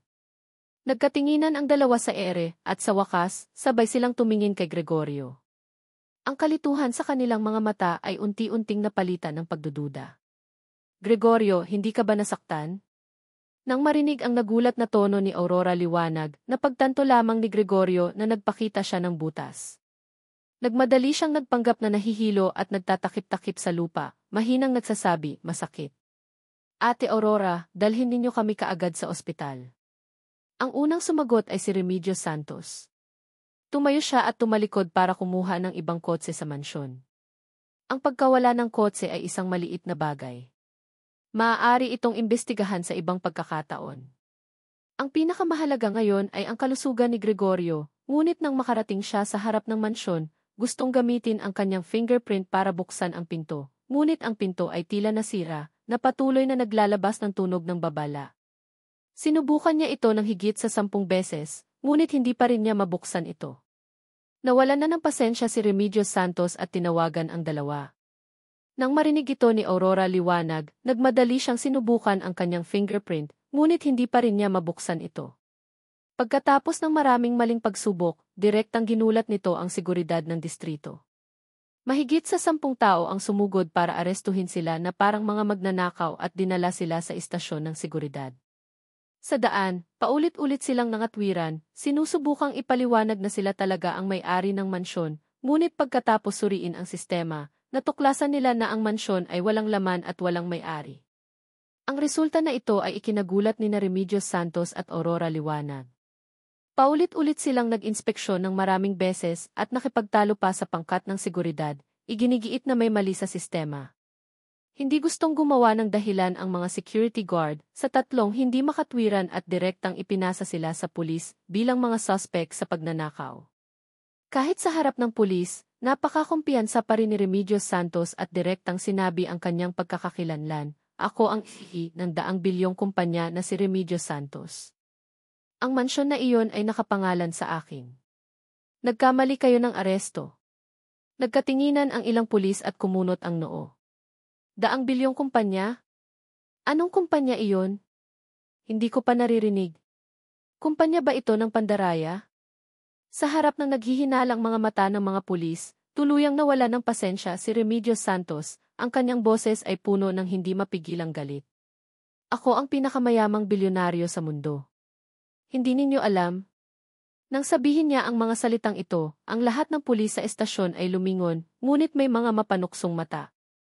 Para bang tumitingin sila sa isang baliw. Hindi ba si Mao Huayu ang pinakamayamang bilyonaryo sa mundo? Baliwala ang babaeng ito. Sa tingin ko ito ay isang bagong uri ng pandaraya, kaya siya sa atin itong mabuti. Nang marinig ang bulong na ito, natigilan silang tatlo. Si Remedios Santos ay nagdududa pa rin kung kailan naging pinakamayamang bilyonaryo si Mao Huayu. Ang lahat na nangyari sa nakalipas na kalahating oras ay nagdulot kay Aurora liwanag ng hindi matanggap. Huminga siya ng malalim at humakbang pasulong para ipakilala ang kanyang sarili. Ako si Aurora Liwanag, ang ika-negatibo 124 na nanalo ng Nobel Prize sa Matematika. Siguro maniniwala kayo sa aking mga salita. Nang marinig ito, direktang ibinuga ng pulis na nagtatrabaho ang tubig sa screen ng computer. Ang buong silid ay napuno ng masayang atmosfera. Nobel Prize sa Matematika? Ate, hindi ka pagising. Ikaw ang pangalawa na nagsasabi na may Nobel Prize sa Matematika, haha. Hanggang sa umalis sila sa istasyon ng pulis, hindi pa rin maintindihan ni Remedios Santos at Aurora Liwanag kung ano ang nangyari sa loob ng ilang oras. Bakit sila bumagsak mula sa mga bituin na sinusuportahan ng libu-libong tao, bigla sa putik at naging mga ulila na nagtapos pa lamang sa unibersidad? Hindi matanggap ng dalawa ang katotohanan ito, bumagsak sa lupa. Ang kanilang mga mata ay walang laman at ang kanilang buong katawan ay nababalutan ng malamig na pawis. Si Gregorio Silang ay hindi pa rin nakaka-recover sa gulat, ngunit siya ay matatag sa simula pa lamang, kaya sa harap ng katotohanan ito na hindi maipaliwanag, mayroon pa rin siyang pag-asa. Hindi na niya kailangang magpanggap na may sakit. Umupo siya at hinawakan ang mga kamay ng dalawa na nagpapasigla sa kanila. Ate Remedios, Ate Aurora, tiyak na may nangyari. Magpahinga na lang kayo at pagkagising ninyo bukas, tiyak na babalik sa dati ang lahat. Nakatulog na sila. Pagkagising, lumipas na ang isang araw. Ang nabaligtad na mundong ito ay walang pagbabago. Ang pinakamayamang bilyonaryo ay si Mao Huayu pa rin. Walang gantimpala pa rin ang Nobel sa Matematika. Sina Remedios Santos at Aurora Liwanag ay dalawa pa rin na walang pangalan na walang trabaho. Ang mga taikoon na dating tumatawag kay Remedios Santos na kapatid ay hindi na niya kayang makita ngayon, lalo na ang makipag-ugnayan. Ang mga mathematical formula na dating nagdala ng dakilang kaluwalhatian kay Aurora Liwanag ay naging mga English character na hindi niya maintindihan. At ang hindi nila matanggap ay ang pagkawala ko. Bukod sa kanilang tatlo at kay Gregorio, walang sinuman ang nakaalala sa akin, isang disenyador na dating sikat sandali. Pagkatapos ng isang gabi, ang reputasyon ko ay nawala na parang hindi ako kailanman umira sa mundong ito. Na parang usok na nawala ng walang anumang bakas. Kung ikukumpara sa pagbagsak mula sa isang high peak patungo sa lupa, ang aking pag-alis ay malinaw na mas malaking gulat at mas mahirap tanggapin para kina Remedios Santos at Aurora Liwanag. Pareho silang nabaliw sa paghahanap ng mga bakas ko saan man. Nagpunta sila sa ampunan kung saan nagsama-sama kaming tatlo, sa campus kung saan ginugol namin ang aming kabataan, sa bundok at simbahan na dati naming pinupuntahan, sa mansyon kung saan kami nakatira sa loob ng 2 taon. Lahat ng sa bawat lugar na konektado sa akin, konektado sa nakaraan, sinubukan nilang bisitahin at mag-usisa. Sa huli, nakita lamang nila ang mga walang laman na puno ng pagnanais, ang mga dingding at mesa na nakalbo, ang nawawalang mga kandado, ang hardin na sinunog. Matapos ang maraming pagkabigo, sina Remedios Santos at Aurora Liwanag, na parang mga taong naglalakad sa hamog, ay naging malabo rin. Posible bang ako at ang lahat ng nakaraan, tulad ng sinabi ng iba, ay isang mahabang panaginip lamang, walang katotohanan sa kanilang buhay? Ang taong hindi matanggap ang masamang katotohanan higit sa kina Remedios Santos at Aurora Liwanag ay si Gregorio Silang. Sa simula, mayroon pa rin siyang ilusyon na makakabangon sila mula sa kahirapan. Inilagay niya ang merkado ng stock at 3 pangunahing problema na hindi pa nalulutas ng matematika sa harap nila, sinusubukang ibalik ang kanilang kaluwalhatian. Ngunit sinampal siya ng katotohanan ng husto. Sa mga mata ng dalawa, walang kaluwalhatian, walang katapusang kalabuan lamang. Inaasahan niya na ang lahat ay ilusyon lamang, umaasa na makakabangon silang muli sa tuktok ng kanilang buhay, umaasa na ang mga bagay na inagaw niya mula sa aking mga kamay ay maihalaga pa rin. Ang katotohanan ay lahat ng nakita niya ay totoo. Wala rin silang paraan upang muling makuha ang kanilang mga nakaraang ari-arian at reputasyon. Ang mga bagay na inagaw niya mula sa aking mga kamay ay 2 mahihirap na babae lamang. Ang dalawang mahihirap na babaeng ito ay kumakain at umiinom sa kanya, ngunit lubos na umaasa sa akin, ang taong umalis sa hindi malamang dahilan. Talagang hindi matanggap ni Gregorio ang bagay na ito. Kung nakakatiis siya sa matinding limitasyon, hindi na kailangan pang magtiis. Matapos makumpirma na walang pag-asa na maibalik ang mga bagay sa dati, sa isang gabi, pinalayas ni Gregorio sina Remedios Santos at Aurora Liwanag sa bahay. Bago niya isara ang pinto, binuhos niya ang lahat ng sama ng loob na naipon sa kanyang puso sa mga nakaraang araw. Napakaswerte ko para makilala kayo. Hindi ninyo magawa ang anumang bagay, naubos ang pera na kinayod ko. Labis na ninyong naaalala si Hilario, kaya umalis kayo at hanapin siya. Tingnan ninyo kung gusto niya kayong tanggapin na dalawang walang silbi. Hanggang sa oras na ito, sa wakas ay naintindihan ni Remedios Santos at Aurora Liwanag na tama ang lahat ng sinabi ko. Talagang iba si Gregorio sa iniisip nila. Gusto niya lamang ang kanilang mga ari-arian at reputasyon, at kapag bumalik sila sa kalagayan ng mahihirap at hindi kayang magdala ng anumang benepisyo sa kanya, huhubarin niya ang kanyang pagpapanggap at ipapakita ang kanyang tunay na mukha. Ngunit wala silang dapat sisihin.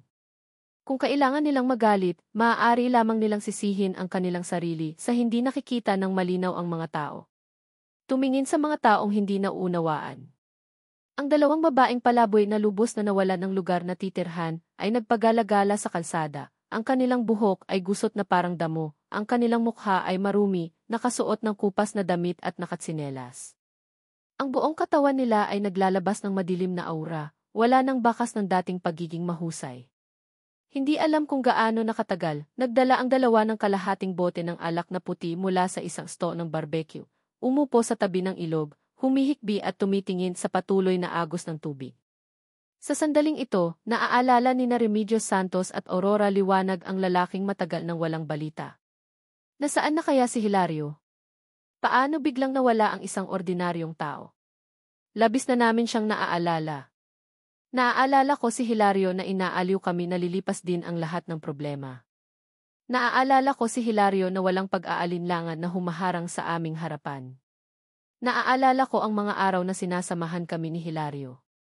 Ang kirot ng paghihiwalay, ang kirot ng pananabik, ang biglaang paggising, na parang isang madilim na ulap na bumabalot sa mga kaluluwa ni Remedios Santos at Aurora Liwanag na mahirap tanggalin. Ang dalawa ay nabigo at maaari lamang humingi ng aliw sa alak, sinusubukang manhidhin ang kanilang mga nerbiyos. Ngunit nang lasing na sila, ang aking mukha ay lumitaw sa mga ulap at sa buwan, na lalong nagiging malinaw na nagdulot sa kanilang dalawa ng takot. Sa mundong ito, hindi rin nila kayang makilala kung ano ang totoo at ano ang hindi. Kinuha ni Aurora Liwanag ang telepono na nakita niya sa walang laman na mansyon at pinindot ang pamilyar na numero. Nang ikonekta ang telepono, may lumitaw pa rin na boses na mayroon sila sa kanilang pandinig. Siguro lasing na siya, hindi niya binaba ang telepono, ngunit nagsabi ng maraming kalokohan. Hilario, nasaan ka na? Bakit mo kami iniwan? Hindi ba sinabi mo na anuman ang mangyari, sasamahan mo kami? Bakit ka sumira sa iyong pangako? Sinuri ng sistema ang sunod-sunod na mga tanong na ito, matagumpay na kinuha ang mga keyword, sinuri ang sitwasyon, at pagkatapos ng pagsusuri, natuklasan na may lumitaw na error sa pag-encode ng mag-reboot ang sistema, na hindi pa naitatama sa oras. Ang mga alaala ng mga target na karakter na sina Remedios Santos, Aurora Liwanag, at Gregorio Silang ay hindi nabura. Babala ng panganib. Pagkatapos ng pagsusuri, masyadong maraming pagkakamali sa mundong ito. Kung magre-reboot muli, mahaharap sa panganib ng pagbagsak ang sistema. Ang ibinigay na solusyon ay ilipat ang tatlong target na karakter sa isa pang mundo. Natanggap ng sistema ang tagubili na buhayin ang pag-andar ng paglalakbay sa oras at ilipat ang tatlong target na karakter sa bagong espasyo at oras. Countdown, 1-0, 8, 7. Hindi maintindihan ni Aurora Liwanag na lasing ang mga kakatwang salitang ito, ngunit nakakaramdam pa rin siya ng sensasyon sa bilang. Nagsimula siyang bumilang, 6, 5, 4. Si Remedios Santos na katabi niya ay nahihilo rin. Nang marinig niya ito, sumali rin siya sa countdown. 3, 2, 1. Sa sandaling natapos ang tunog, dalawang puting ilaw ang sabay na sumilao sa walang laman na pampang ng ilog at sa madilim na silid. Hindi alam ng tatlong sangkot. Nang imulat ni Gregorio ang kanyang mga mata, tanghali na. Nakatulog siya ng 12 oras. Nagising siya na nahihilo pa rin. Sa wakas ay umalis siya sa kama. Habang nagsisipilyo, binuksan niya ang TikTok at nagpadala ng nakakagulat na balita.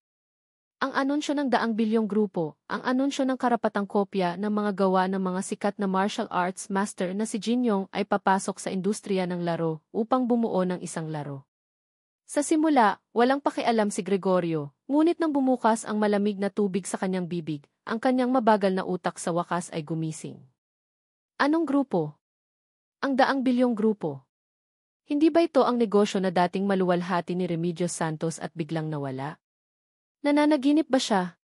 Pinukpok ni Gregorio ang kanyang mukha ng ilang beses nang hindi inilalagay ang tubig sa kanyang kamay.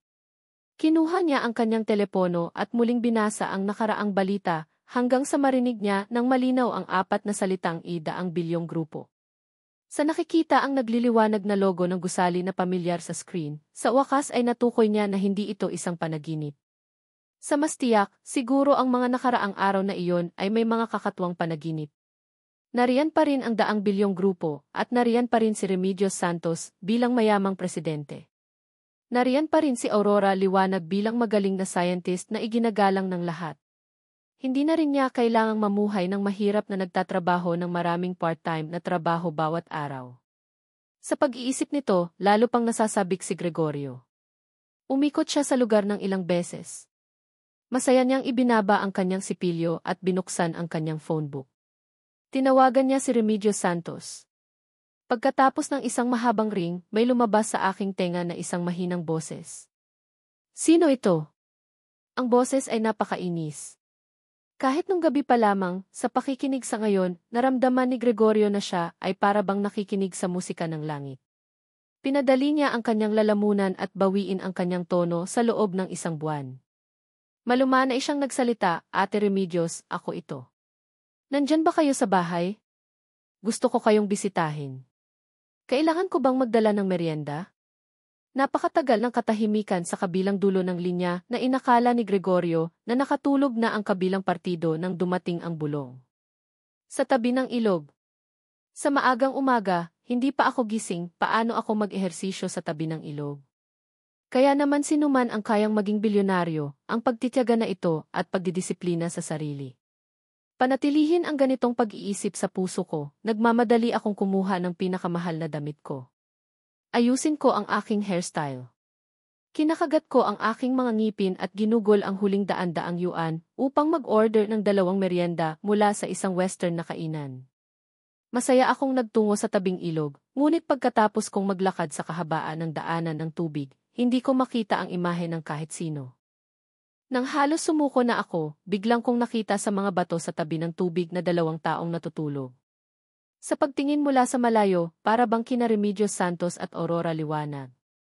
Ngunit bakit ang bersyon na hindi maayos at kalunos-lunos? Nasaan ang bilyonaryo at scientist? Nang bumalik sa mundo kung saan ako dati nakatira, unti-unting naging pamilyar sa pagiging billionaire at Nobel Prize ng economist na naninirahan sa tabing bundok sa Hongyon na nakakuha ng malaking likas na tanawin ng Beijing. Kumakain ng merienda na hinahanda ng 5-star chef ng Michelin, pumapasok na may kasamang bodyguard, tumatanggap ng 70 na pagyuko sa kanino man nakasalamuha. Ang biglaang pagbabago sa buhay ay hindi ko maiwasang magbulalas. Kung babalik ang buhay ko, hinding-hindi ko gagawin ang ganoong katangahan. Masyado itong bobo. Sobrang bobo. Kung gagamitin ko na lang sana ang 20,000 puntos pagkatapos ng 20 taon ng pagsisikap at pagsasabuhay ng isang buhay na ang billionaire at scientist na kay ganda. Habang nilalabas ang pagsisisi ng nakaraan, hawak ko ang magasin sa pinansyal, nag-aaral sa pang-ekonomiyang sitwasyon. Uminom ang katulong ng cough at nagdala ng quote para sa report ng itinerary kahapon. Kahit na ang schedule ay busy, pakiramdam ko hindi ako pagod salamat sa mahusay na pagsasaayos nito. Bago simulan ang live broadcast biglang tumawag ang assistant report ang phone ko ay nakakuha ng kakatuwang mga pagtawag. Hindi ko na binaliwala ito at sinabihan ang assistant na palitan ang numero. Habang tumitingin sa mirror, sinisiguro ko na perpekto ang damit at nagsuot ng magandang ngiti at pumasok sa recording sa milyon ng mga fans. Hello mga kababayan! Ako po si Jiang Yishen, CC ng G-Group. Nakita na ang lalaki sa malaking LED sa stage, si Jiang Yueting, On Suyao at Tian Jian sa gilid ng ilog ay biglang natigilan. Tatlong taong nag-iisip gaya ng takot. Nakabukas ng bahagya ang kanilang bibig dahil sa takot. Ang kanilang mga mata ay malaki. Hindi malilimutang mga mukha iyon. Hindi nila makalimutan ang mga emosyon. Mga emosyon ng tatlong pangalan na si Jiang Yushen ay nagpapakita na hindi ito panaginip. Si Jiang Yucheng ay ako na nakatagal sa Yueting. Ano kaya ang nangyari at nakagalitan si Yueting? Kasabay silang tatlo sa pagkusot ang kanilang mga mata at sinimulang nagdududad kung ang kanilang nakikita ay hallucinations. Gayunpaman malapit silang maluha, hindi nakikita ang mukha nila na nagbago. Para harapin na hindi nila maipaliwanag. Sinabi nila na si Yueting, Tian at Tian kasama nila naglaki kayong magkakasama na handang ibigay ang buhay nyo sa inyo na nakilala nyo ba sa totoong buhay. Ngunit bakit siya ay humarap sa sakayamuan ang tunog? Pero yata na ang kayamanan ni na mahuli sa dula ng nakakalimutan at sa isang sanlihan na pangunahin. Sinabi ng kaibigan na kung ako ay may kapangyarihan ang sistema ng mundo, ako ay walang kabuluhan ang karapatan na ako ay huminto ng makabagbag damdamin sa labis na pagkabagbagdan. Ang katulong ay maingat sa pagsunod sa akin sa paraang lumapit ang aking balanse. Mabilis ang umiral at sumali muli. Sa likod ng ilaw na ang sasakyan. Sinabi ko kay Yuet at Chayan. Naisipan kaagad nila ang pagkatao mo, kaya ngayon gusto ka na nilang iligtas. Sa ilalim ng makabagbag damdaming imahe ng mga nagliliyab na katangian malayo sa bintanilya. Nang may malalim na damdamin sa kanila. Sinamahan na ako sa dalawang pangyayaring kay daling nangyari at may biglang dumating. Ang mga malalayong kalangitan na ito na tinitiganan na kinakapatay. Sa isang malalim na tingin, sinabi ni Tian ang totoo. Sinabi ba talaga niya na magkakasama na kami doon at malalaman kung gaano kami kapait? Pagbalik sa pamilyar na opisina, naramdaman ni Remedios Santos na nananaginip siya. Tumingin siya sa pamilyar na tanawin ng ilog sa labas ng bintana, at pagkatapos ay tumingin sa ganap na magkaibang estilo ng loob ng 200 bilyong grupo. Isang komplikadong emosyon ang sumilaw sa kanyang mga mata. Sa tabi niya, si Aurora Liwanag ay walang gaanong iniisip, nakatitig lamang sa pinto, naghihintay na itulak ko ang pinto at pumasok. Ngunit matapos umupo ng 4 hanggang 5 oras, hindi pa rin nila nakita ako. Unti-unti silang nagsimulang mag-alala. Maraming beses nilang tinanong ang katulong na nakatayo sa pinto, ngunit nakatanggap lamang sila ng malamig na sagot. Mayroon pang mga bagay na dapat harapin si Ginoong Giang. Maghintay kayong dalawa ng mapayapa. Pagkatapos ng ilang oras ng pagkontrol sa opinyon ng publiko, ang nangyari kaninang hapon ay unti-unting naapula. Ngunit dahil sa aking di pangkaraniwang pagkakakilanlan, kahit na walang masyadong gulo sa ibabaw, mayroon pa ring malakas na agos sa ilalim.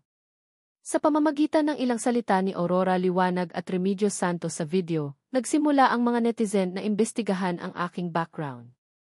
Sa huli, natuklasan nila na kaming tatlo ay mula sa parehong ampunan at nag-aral sa junior high school at senior high school. Pagkatapos ay nag-aral si Aurora Liwanag at Remedios Santos sa universidad, habang ako ay huminto sa pag-aaral, nagtrabaho, at nag-aral ng mga kurso sa ekonomiya sa paaralan. Tila mula noong panahong iyon, kaming tatlo ay nawalan na ng ugnayan. Pagkatapos ay ginamit ko ang pera na naipon ko sa loob ng ilang taon ng pagsisikap upang magtatag ng isang maliit na kumpanya. Sa loob lamang ng 2 maikling taon, salamat sa aking mahusay na pananaw at kahanga-hangang karunungan, nagtatag ako ng 100 bilyong grupo, at salamat sa aking malaking ambag sa internasyonal na merkado ng ekonomiya. Nakatanggap ako ng ika-negatibo 124 na Nobel Prize sa ekonomiya. Ang ulat na ito ay nagpagulat sa bansa at sa ibang bansa sa isang iglap. Ngayon nakatagpo na ako muli, ang aming katayuan at pagkakakilanlan ay hindi na maihahalin tulad sa mga nakaraan. Kaya't ang mga netizen ay nagmamadaling nagkomento, at pinag-uusapan ng lahat kung bakit kami naghiwalay dati at kung ano ang kalalabasan namin sa hinaharap. Sa kanila, walang kakulangan ng mga kakatwang espekulasyon na naghihinuha na ang 2 babae at isang lalaki ay may hindi pagkakaunawaan sa emosyon. Nang mag-scroll ako sa komento na ito, ang aking mga palad ay pinagpawisan ng malamig. Nagsimula na naman akong mag-alala. Sa mas mababa sa kalahating araw, nahukay nila ang maraming bagay. Kung hindi ko ito kontrolin, kapag inihayag nilang lahat ang aking nakaraan, hindi ba ako malalagay sa isang kahindik-hindik na imahe? Sa pag-iisip ng katapusan na katha ng mga tao, nakaramdam ako ng hindi mapalagay, ngunit dahil napunta na sa puntong ito, kahit na hindi ko gusto, kailangan ko pa rin silang harapin. Alamin ang iyong kaaway at alamin ang iyong sarili, at hindi ka matatalo sa daang laban. Nang malapit nang mawala ng pasensya sina Aurora Liwanag at Remedios Santos, sa wakas ay natanggap ng katulong ang anunsyo at dinala sila sa silid ng pagpupulong. Sa sandaling itinulak ang pinto, ang malamig na himpapawid at ang matibay na aura ay nagdulot sa kanilang dalawa ng labis na pagkabalisa. Pagkatapos ng lahat, sa kanilang impresyon, palagi akong bata na sumusunod sa kanila, isang maliit na sisiw na nagtatago sa ilalim ng kanilang marangyang payong. Kaya't sa pagharap sa isang taong malamig na lubos na naiiba sa kanilang impresyon, mas mabilis ang tibok ng puso ng dalawa, ngunit ang pagmamahal sa loob ng maraming taon ay sa huli ay nagtagumpay sa takot sa likas na katangian. Si Remedios Santos ay gumuhit sa pamilyar na mukha at binanggit ang nickname na iyon. Hilario D. Bago pa man matapos ang mga salita, tumingala ang katulong sa tabi at mahigpit na pinaalalahanan sila. 2 giliw, ito ang punong tanggapan ng 100 bilyong grupo. Ang taong nakatayo sa harapan ninyo ay ang hihi ng 100 bilyong grupo. Ano man ang mangyari, dapat ninyong tawagan siya na Ginoong Giang. Nang marinig ang sinabi na iyon, likas na tumingin sa akin sina Aurora Liwanag at Remedios Santos, na nag-iisip na pababulaanan ko ang mga salita ng katulong, ngunit wala akong anumang reaksyon, o kahit na sinulyapan. Nakaupo pa rin akong nakaupo sa posisyon ng chairman na naglalabas ng isang marangal na aura na walang sinuman ang nangahas na saktan. Walang anumang bakas ng taong nasa kanilang mga alaala. Sa ilalim ng presyon ng himpapawid sa silid at ang malaking bilang ng mga security guard sa labas, sa wakas ay kailangang magparaya si Aurora Liwanag at Remedios Santos. Binibigkas nila ang pangalan na iyon ng malinaw at maayos na puno ng distansya. Ginoong Giang. Matapos isara ng katulong ang pinto, tumingin ako sa Aurora Liwanag at Remedios Santos.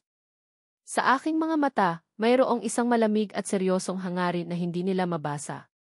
2 giliw, hindi tayo magkakilala. Maaari ko bang tanungin kung bakit bigla kayong sumugod sa eksena? Ano ba talaga ang pakay ninyo? Gusto bang pumatay, dumukot, o magpakilos ng opinyon ng publiko? Nang marinig ang sunod-sunod na mga tanong, natigilan ang dalawa. Pagpatay, pagdukot, magpakilos ng opinyon ng publiko, ano kaya ang sinasabi niya? Nang makita ang walang pigil na pagdududa sa kanilang mga mukha, natanto ni Aurora Liwanag na may mali, humakbang pasulong, gusto kong magpaliwanag. Ginoong Giang, wala kaming ibang pakay.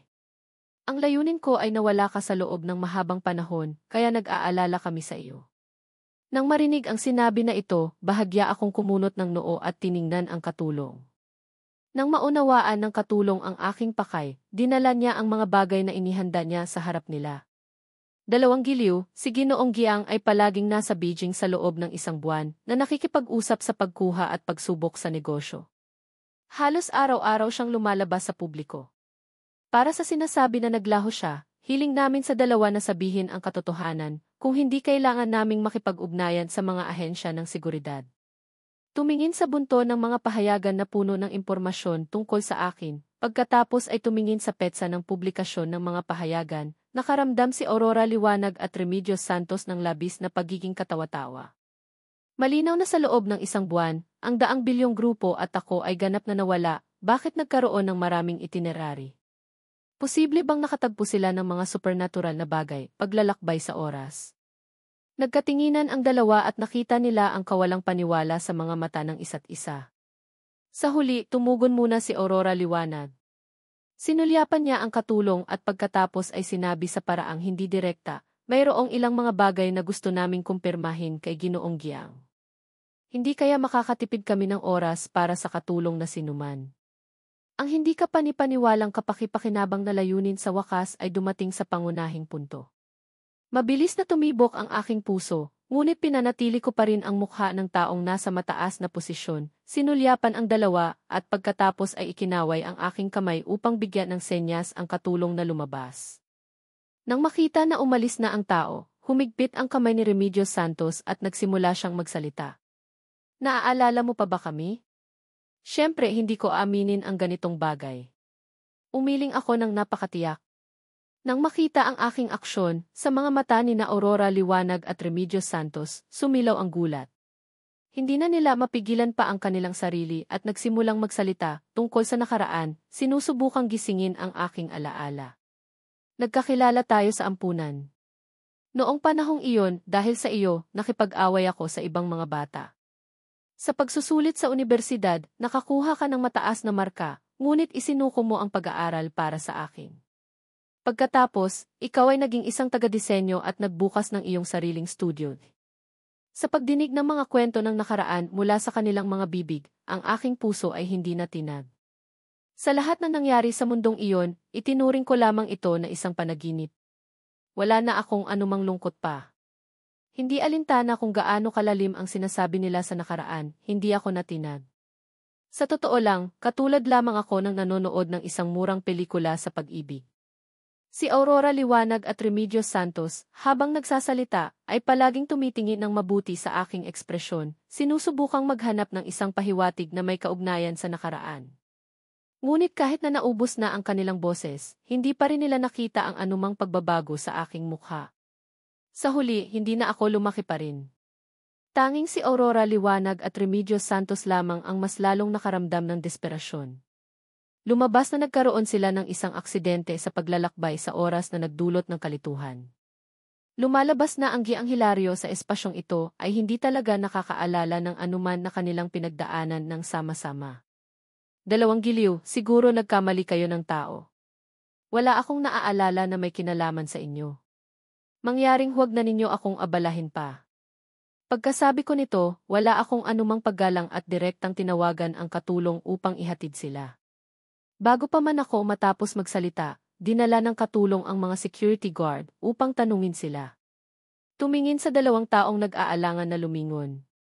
Hindi na nagpatuloy ang mga gwardya at kusang loob na umalis. Kinuha ng katulong ang isang set ng mga dokumento ng pagkuha na inihanda niya at dinala sa kanila. Dalawang giliw, kung gusto mong magtrabaho sa daang bilyong grupo, maaari kang dumaan sa proseso ng pagkuha at mag-apply. Huwag gumamit ng matinding pamamaraan para abalahin si Ginoong Giang. Pagkatapos marinig ang sinabi na iyon, nang tumingin ang dalawa sa hanay ng mga dokumento ng pagkuha sa kanilang mga kamay, nahulog silang pareho sa butas na walang pag-asa. Kung naaalala ko man sila o hindi, hindi nila kayang umalis. Hindi ko rin gusto na basta-basta na lamang na lumayo. Kahit na mayroong kahit isang linya ng pag-asa na makabalik sa aking tabi, susubukan nila ang kanilang makakaya. Matapos na matagumpay na ipadala ang mga tao, bumalik ang katulong sa opisina upang iulat ang malinaw na pag-unlad ng mga bagay. Habang nakikinig, tumango ako at nagsimulang magplano para sa susunod na hakbang. Makipag-ugnayan sa GE station upang makipagtulungan at gawing programa sa telebisyon na live na programa sa pagkuha ngayong spring.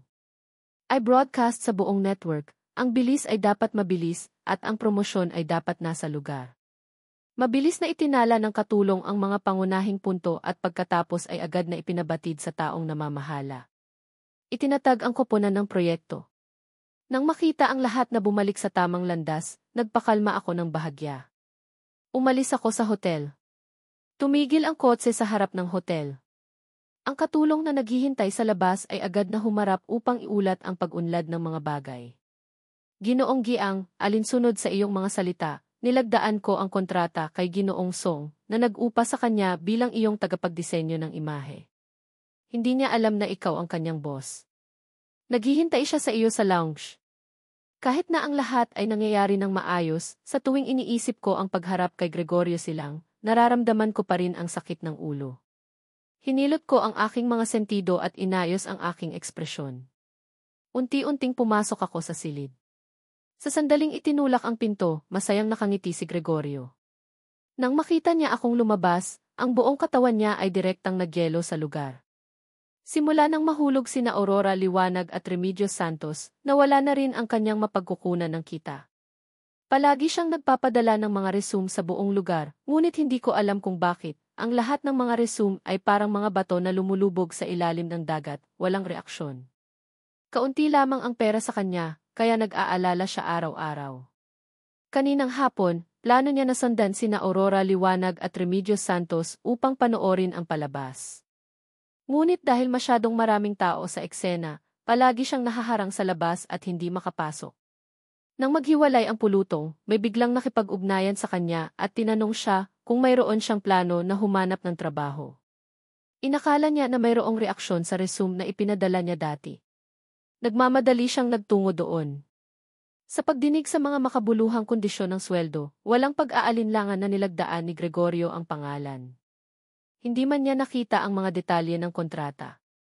Sa totoo lang, inakala niya na siya ay 1,000 milyang kabayo na hindi tinanong ni kahit sino.